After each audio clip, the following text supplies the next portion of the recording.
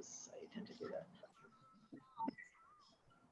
Okay. All right, guys, we'll give it another couple of minutes because people tend to come in a few minutes late. Welcome, everybody.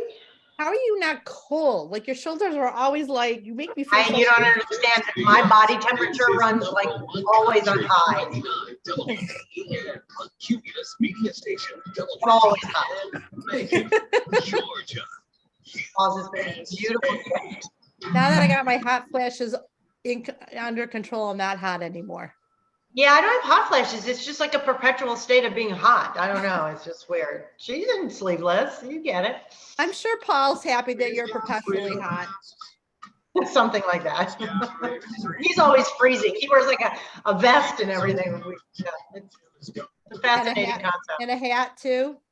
Literally. He freezes to death and I'm warm. It's okay. Seems to work somewhere along the way. We'll give it one more minute. We'll mute everybody and we'll get going.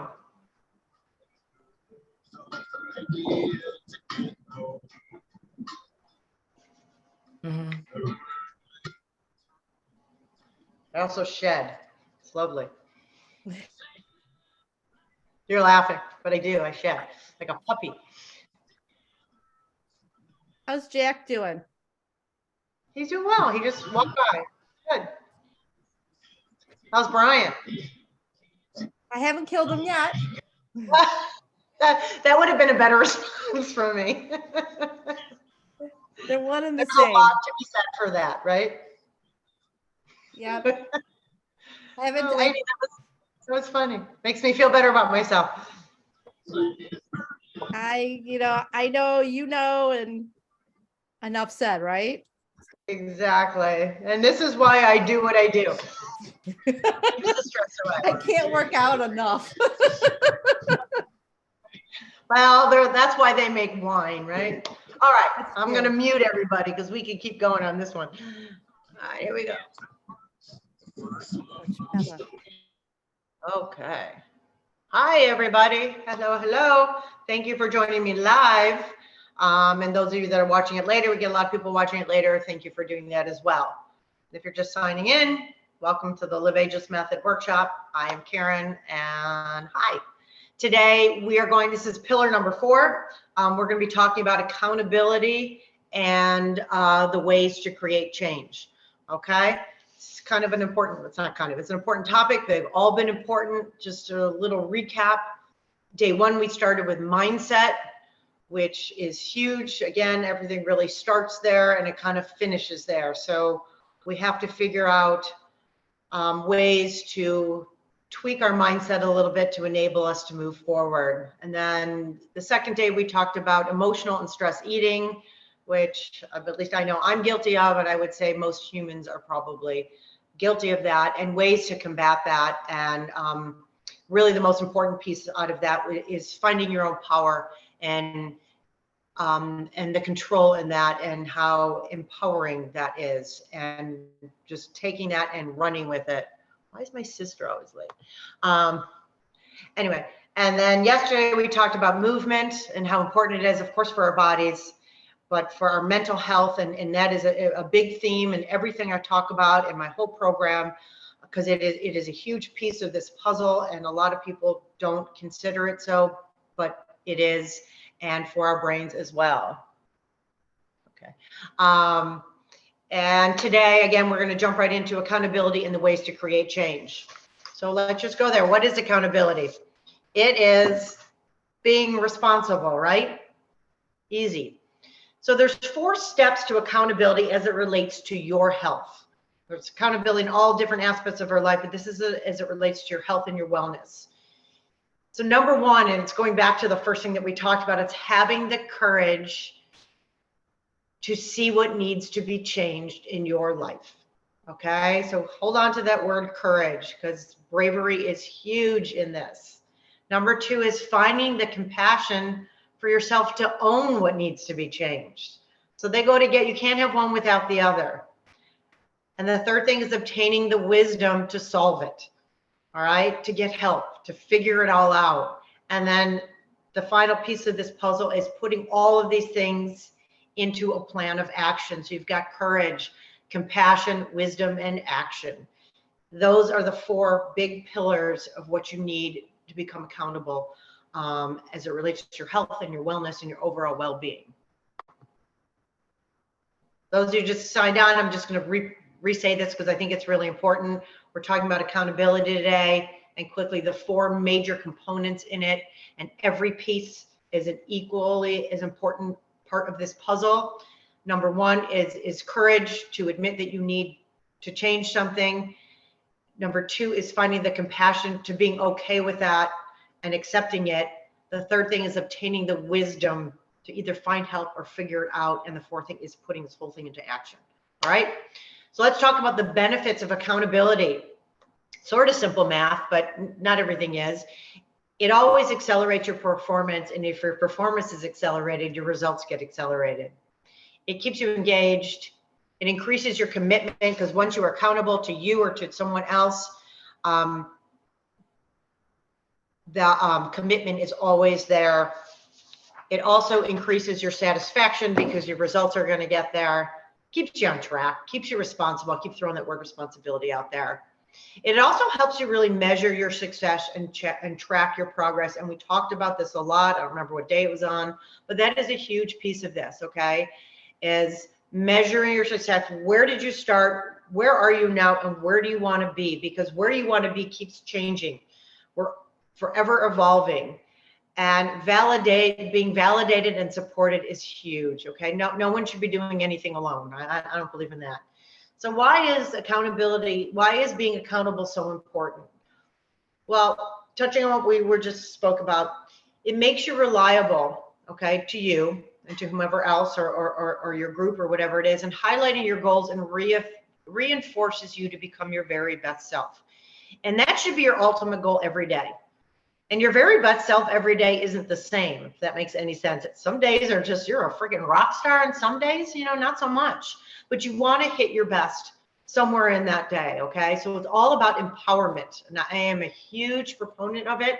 I talk about with my clients all the time. You can empower yourself. You can give power to someone else. I find it just kind of this magical potion is being empowered and knowing what that feels like. And I think it's like a true gift. Just having the knowledge about how to live a healthy life isn't enough. I can give you can read and I can give you documents and a playbook, but you got to live it. You got to jump right in. So putting it into practice and staying on track is really the key to success. While I say knowledge is power, in this case, practice is more powerful. So take the knowledge, put it into practice, and therefore the results will be there. It's all about this continuum, this continuity. So what happens if we don't put all these pieces one foot in front of the other? You go back to this yo-yo cycle. And that doesn't mean, trust me, this is a process, and I talk about this a lot. You will fall off the wagon, you will stumble, you will fall, and it's fine. We all do. We learn from our mistakes. You fail, you step back, you move forward. It's all part of the continuum. But that's the whole place. It's a continuum. It's not a yo-yo. It's not a quick fix. I can't stress that enough. So that's a big part. And the reality is it's scary getting out of your comfort zone. It just is, for me, for you, for all of us. Being on this Zoom call is out of my comfort zone. Okay. You want to work out with me? I'm right in my comfort zone. But this whole thing with my light hair, and it just, that scares me. But here I am. Go figure, right? So let's break down some basic fundamentals of accountability. Number 1 is measuring your success and progress. We just talked about that. So success and progress are interesting terms. So everyone's idea of success is different. And everyone's path to get there is also going to be slightly different. So there is no one piece of this puzzle that fits for everybody. And I think that's a really important concept, okay? Each of us has our own unique set of goals. We also each have our own unique set of talents, of strengths, of weaknesses, of abilities, okay? So we need to set milestones that are achievable and realistic for us as an individual. So number 2, How does accountability keep you engaged? Because engagement is a huge piece, because once your head's gone, the rest of you just flew right away, right? So, how many of us have the best intentions? You have a plan. I don't care if it's you're meeting a friend for lunch, or you're going to start your workout program today, or whatever it is, but then life gets in the way. Okay. And Lainey, we can continue that conversation we were just doing, because that life has gotten in my way a lot. But the reality is I don't let life stand in my way, because at the end of the day, you are in control of you.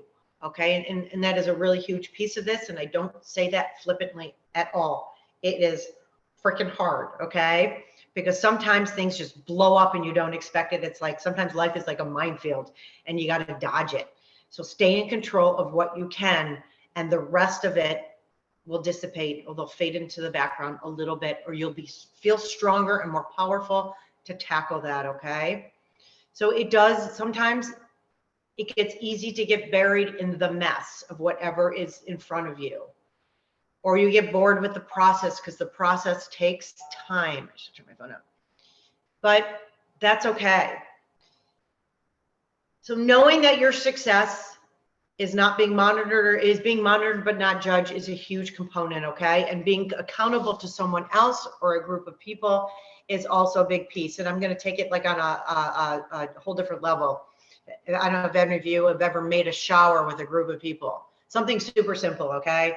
My job is to do the flowers. Your job is the invitations, your job. So we all have our own little pieces of the job, and we all put it together, and it all comes together. Okay. That's kind of how this works. As my 2.5-year-old grandson says, teamwork makes the dream work. And he says it with his little lisp, and it's really cute, but there's a beauty in that. Accountability also keeps you responsible. So when you work, just like the teamwork is a dream work thing, when you work with someone or you're part of a community, you feel responsible for each other, for keeping each other up, for keeping each other afloat. That's what's kind of cool when people come in here and they're asking questions, because someone else's insight can be really useful. And accepting your element of responsibility to yourself can be super empowering. So it can also be really daunting. So you need to flip that a little bit. Okay.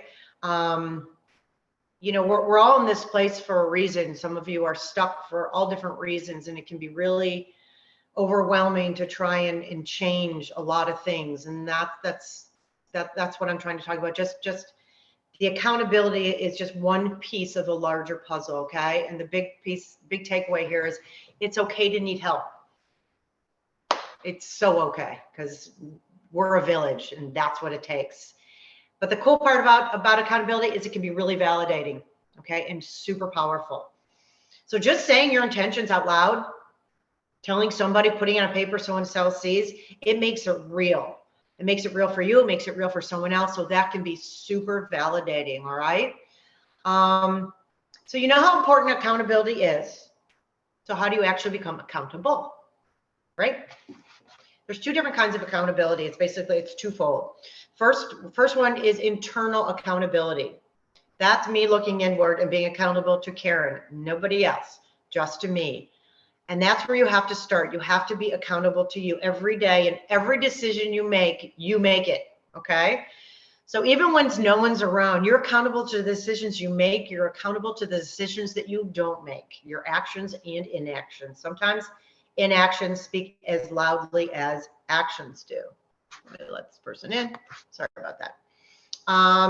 So an example of internal accountability is that little push. You're in bed, it's dark and it's cold and it's winter, and you technically don't have to be out of bed, but it's that little voice in your head that says, come on, you got this.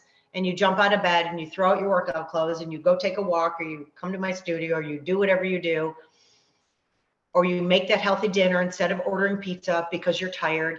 It's that little internal push, and we all have it in us. So you have to listen. You got to find that voice and you got to listen to it. So that's one piece. And the second part is external accountability. That's when someone else comes in and saves the day. All right. So human nature is such that we always work harder for someone else. I'm going to give you an example. I work with clients all the time in my home studio on their fitness and on their wellness. And I'm just going to give you a fitness example. So I have clients that are on, if any of you are familiar with, let's say, the rowing machine, and it's measured by distance of meters, for example. So they're working hard, they're working hard, they're working hard. And I know them and I know how far they can go. And I'll just whisper, I want you to hit X amount of meters. And they look at me like, come on. And 100 out of 100 times, they hit it. Always. Because A, I'm never going to ask them to do any more than, I'm never going to take anyone farther than they can go, number one. And number two, you always work harder for someone else. They wouldn't have hit that before, but because there's someone else there encouraging you, it makes such a big difference. So there's a lot of trust and external accountability as well. So take the external accountability, which is someone like me or someone else, and the internal accountability, and you put it together, and that's what keeps you on track. Okay, it keeps your goals in line. Even though your goals are going to zig and zag a little bit, we're going to follow that along that path. All right. So, and what's going to happen invariably, if you allow that both the internal and the external accountability, you're going to exceed your goals. Your path isn't going to end here. It's going to go here, and then it's going to go here, and then it's go here. And all of a sudden this magic happens. And the problem is, the only thing that usually holds you back from that is you. Nobody else. Just you. So let's take that and let's create change. Cool. Sounds amazing. I want to change. Poof. How do we do that? There's a lot of processes to it, and they're all simple. And they don't all have to be done once. But I want you to take them all in, and while some of them are super simple and some of them are more challenging, they're all equally as important. So number one, and this is a perfect timing for me to talk about this, set goals, not resolutions. I could go on and on and on about I'm an anti-resolution chick. A resolution, you know, every new year, my resolution is to boom, this giant thing. Okay, how much pressure? It's like an elephant sitting on your chest. How much pressure is that? There's no such thing as a real resolution. You have a goal, and you have lots of goals. And your goal, your end goal might be this big, but it might take all these little baby goals to get there, okay? So get the resolution, and this is timing for it because I know it is at the end of the year, and open up your Facebook and your social media, and all you see is all those resolutions. Crap, it's crap. All right? Sorry, I could go on that. So focus on the journey, not the outcome. Your end goal might be you want to lose 20 pounds or whatever it is. But the reality is you have to get there somehow. Okay, so don't focus on that. Focus on how I'm going to get there. I have to change the way I'm going to eat. I have to change the way I'm going to sleep. I have to feel better about myself. I have to change my mindset. So it's this journey that's going to get us there. Just that focusing on that goal, that light at the end of the tunnel, the tunnel's getting further and further away, okay? All the pieces will come together, I promise you that. And what helps with that is creating daily structure. Little baby things, daily structure. Structure is huge. Think about when your kids were little, okay? They actually crave structure. Well, all humans crave structure. I crave structure. You crave structure, okay? We do. For me, I'm a pen and paper kind of girl. I'm old school. I write down notes all the time, keep myself in line, because otherwise, if I just let things happen, they don't usually happen. I would wake up on my own before I technically need to, before my clients come in, but I wake up an hour and a half earlier than that because I like the structure, and I get so much done in the morning. Yeah, I could sleep in, but I choose not to. That's what works for me in my life. There's lots of tricks and lots of tools that may work or may not work for you, and we have to figure that out as we go. Nice segue. Make sustainable habits. Sustainable is a huge word, okay? And it takes time. And adopt these slowly. And it's funny, as I'm speaking, I'm chuckling to myself. If you know me personally, I move quickly in my day, okay? I'm a fast walker. You can tell I'm a fast talker. But as far as goals and really setting my sights on real tangible things, it's a process, and I've learned over the years to really, really respect the process, okay? And you build on success. You build on every success is huge. You showed up today, man, that is a huge windfall, okay? the people that are going to watch this later, that is a success. Do not discount any success. Find your accountability. Find what works for you. Okay, it's huge. And then track your progress. Doesn't mean you have to put on paper for tracking your progress. For some people, I track my progress a lot through my watch. Again, I talked about that, and I get a little nerdy with that. I take it to like an nth degree because it rocks my world. I look at my VO2 max. I look at all kinds of things. But you need to track your progress in all different kinds of ways. Okay, and we go into this a lot in my program. I'm just kind of, again, giving you a high level. I can't stress this enough. Change one behavior at a time. Don't make any monumental. That's what I mean. Don't fixate. Pick one little thing at a time. Have success in that. Let's go on to the next. And that's literally every day. Today, your goal is going to be X. Tomorrow, your goal might be something else. I really implore to my clients to wake up every day, and you can call it setting your intention. You can call it setting your goal. Put whatever word in works for you, but it will make a huge difference in your day. And then your day makes a huge difference in your week, and then your week turns into your month. You see how this all kind of snowballs. So commit to being the best version of you. I can't stress that enough. Just, it sounds hokey, but it's not. And how are you going to do that? And I'm going to go back to this. Find your why. I've been saying this from the first session, and I'm going to be saying it forever. And it takes time. And I'm going to share with you. Someone reached out to me and shared their why with them. I'm not going to mention names because it doesn't matter. And I really respected it. And I actually can't comprehend this as much. Her why was so she never becomes a burden on her children. And I really respected that. And I feel badly because I didn't think about that with my own kids. But I don't have I lost my mother when she was my age. So I don't have aging parents. So I don't know what it's like to have that kind of burden. So it's an interesting thing. So really finding your why is so important. And everyone's why is different, and your why might be a little bit of this and a little bit of that, and it's great. So last thing in creating change is be kind to yourself and be prepared to accept that there are going to be setbacks in your life. There are. Life is life, and there's going to be setbacks, and some days you're going to eat badly, some days you're not going to work out, some days you're not going to connect, some days you're going to stay in bed, whatever. It's okay. It's that day. Learn from it. Move on from it. Okay? This is a big thing. Accept that taking care of yourself is so far from being selfish. It's actually one of the most selfless things you are ever going to do. Okay? Nobody thinks of it like that. But if I don't take care of myself, if I don't get out of bed an hour and a half before my clients come, I'm not going to be prepared. I'm not going to be organized. I'm not going to be alert. I'm not going to be on my game. They're going to suffer. If I don't take care of myself, I'm not going to be able to chase my grandkids and lift my 40-pound grandson who always wants to be carried and schlep him up and down the stairs. I'm not going to be able to help my daughter. I mean, there's so many things. It's literally the best thing that you can do for anyone that loves you. I can't stress that enough. And that takes me to this place where I'm going to kind of culminate this. And it's something I really want you to think about, okay? Think about the value, and it's a big word, the value that you put on your life, on your health, on the quality of your life, not just living and breathing and getting from point A to point B, your life.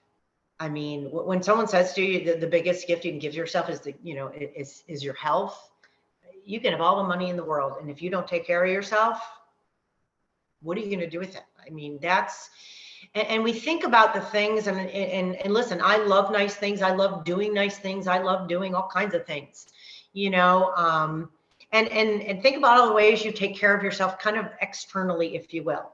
All right. Like, look, I need color. Okay. I'm a little bit late. I color my hair. I get my nails done. I do all kinds of things to make me look better, to make me externally feel better. And that's great. I think we all should. You want to dress a certain way, you want to drive a certain car, whatever that is. That's great, but that's not value that you put on your life, okay? Value is a big word. You have to be first and foremost. You have to want it. You have to want it badly. You know, I'm not talking about like a 12-week program that's going to make you lose X amount of weight. We're past that. We're in our 40s, 50s, 60s, 70s, okay? Been there, done that. This is your life. These are our golden years. This is our second half of our life. I mean, truly.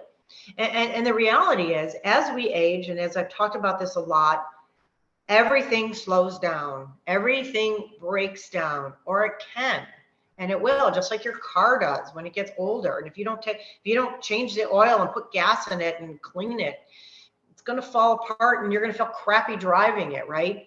Your body is your temple, but it's true. It's again, I'm going back to this control thing, because control literally rocks my world. Because what do I have control over? Me. Okay. I have control over me and how I take care of myself. And how I take care of myself is a direct reflection on the life that I choose to live. Okay. And the way that I feel.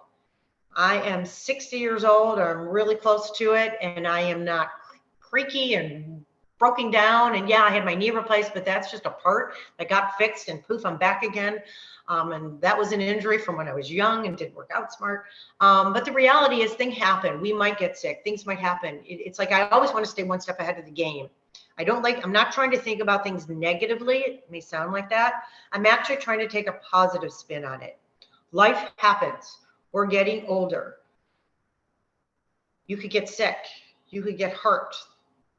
Someone in your family might really, really need you. And if you are not on top of your game, you know, where are you? So my biggest takeaway for you today, yes, it's about accountability, but what is the value that your life, the way you feel about yourself, when you look in the mirror, the things that you say to yourself, literally out loud and in your head, and I'm not going to call any of you out, but you know, one of you, I'm thinking about you right now. The things that you say to yourself, the way that you treat yourself, that is how you value yourself. Yes, those negative thoughts bring your value down, okay? I'm not saying you're going to turn into some arrogant, pompous person. You're not. But man, the better you feel about yourself, it just exudes this. Do you ever walk into a room and honestly, the person that comes into my head, and I don't know if she's on here, is my daughter. She busts into a room. She's got this confidence and this presence to her, like nobody's business. And you just automatically attracted to it, to this presence, because you know that someone like that just feels good about themselves and has confidence for a reason. So that's the person. Who do you really want to be? You're not going to get taller. You know, it's not like, you know, I have my clients, can you make me taller? I'm like, no, I can't really do that. You're not necessarily going to be a size 2 or whatever, put whatever number you want. I'm turning 60. I can't reverse the clock. I'm not going to turn 50, and nor do I want to. I just want to be the best version of me that I can. So what is the value on that? I have to accept that it takes hard work. I have to accept that I'm going to fail sometimes.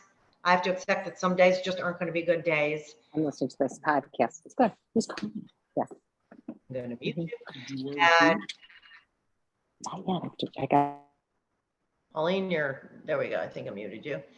And you have to revel in the fact that you made a choice to take care of you. And to me, man, you just gave everyone that loves you the best gift in the whole world, and yourselves included. And I know I get really passionate about this, but I believe it to my core. And I think that once you figure out two really important things, is your homework, and you don't have to answer it tomorrow or the next day, but it's two things I really want you to think about, because they go together. What is your why? And then what is the value that you place on how you feel, on the way you present yourself, on the way you move, on the kind of person you are, and the things that you say to yourself? What is the value that you put on that? To me, there is nothing greater than that, period. But that's me. And we're going to pick this up tomorrow and we're going to take off and run with it because I think that's how we're going to close everything out, and talk about some goals tomorrow and really fill you in on my program and what I'm all about. As you can tell, I'm just very passionate about what I do, and because I believe it and I live it. And it has gotten me through some really, really challenging times. And now I feel like I am prepared for literally anything. It's like, all right, boxing gloves are on, bring it on, and I'm there. So I'm going to open it up to anyone. If anyone has any thoughts, any comments, any questions, please, please, please. I love when you share. So, and if you're not comfortable, I respect that as well. So anyone? Anyone? Yes, no, maybe? Did this make sense to you at all? Just raise your hand. That was a big mind shift. It took me a long time to figure out that exercising was not selfish. When the kids were babies and I would run to drop them off at nursery school and run to the JCC to exercise, and Brian was falling asleep in the car and he didn't have his nap in his crib, I thought, oh, I'm so selfish. But then I saw something that said, no, the mom needs to take care of themselves first. And as long as it's consistently taking a nap, no matter where it was, that was fine. So that was a huge mind shift back in the olden days. Well, I really appreciate you sharing that. And we've all struggled with that, especially if any of you are mothers. You always feel like everyone else comes first. And it's true in a lot of ways, but just like Lena just said, you have to find that time, that space, and carve it out somewhere along the way. If you want to help everyone else, you've got to take care of you. And if you have children, ask them how long they want you to be around. And I bet it's a really freaking long time. So you got to bust a move to stay there, you know? So thank you for that.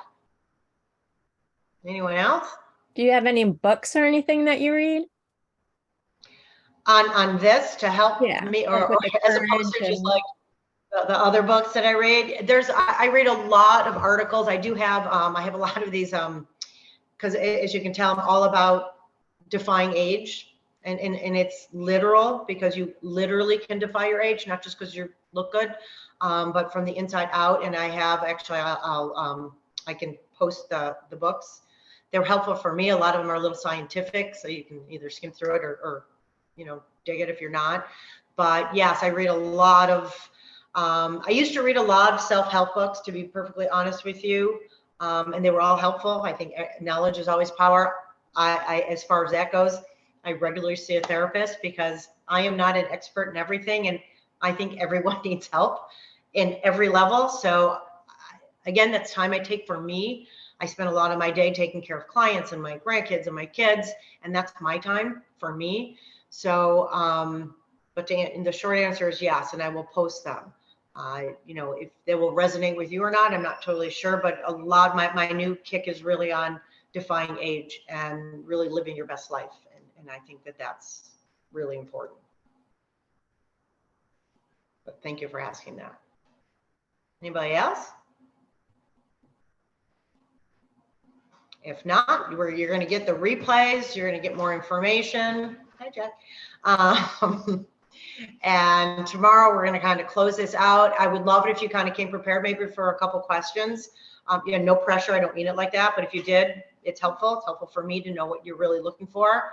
I am ever evolving, and I've been working really hard on all of this, trying to get, you know, I know this was a lot thrown at you in a short period of time. This is, again, very high level. I get very granular in everything I do, and there is a method to my madness always.